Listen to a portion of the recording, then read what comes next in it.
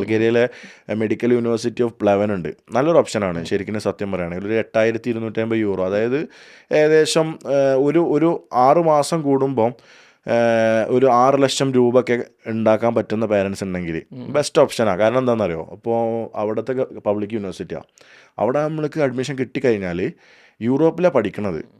അതുകൊണ്ട് തന്നെ ഇവരവിടുന്ന് ഗ്രാജുവേറ്റ് ആയി കഴിഞ്ഞാൽ ഇവർക്ക് എന്ത് ചെയ്യാൻ പറ്റും, അവിടെ വർക്ക് ചെയ്യാൻ പറ്റും. ലാംഗ്വേജ് ആണുള്ളത്, ലാംഗ്വേജ് മാത്രം പഠിച്ചാൽ മതി. സ്വാഭാവികമായിട്ടും ലാംഗ്വേജിൽ എക്സാമുകളില്ല, ഒക്കെ ഫൈനൽ ഇയർ ആണ് അവരുടെ ലൈസൻസിന് എക്സാമിനേഷൻ. അത് ഇംഗ്ലീഷിലാണ്, നോട്ട് ചെയ്യേണ്ട പോയിൻ്റാണ്, ഇംഗ്ലീഷിലാണ്. ആകെയുള്ളൊരു കാര്യം എന്താണ്, അവിടുത്തെ ലാംഗ്വേജ് അറിയണം എന്നുള്ളതാണ്.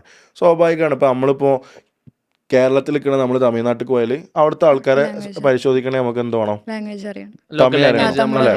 നമ്മൾ മുംബൈയിൽ പോവുകയാണെങ്കിൽ നമുക്ക് ഹിന്ദി അറിയേണ്ടി വരും.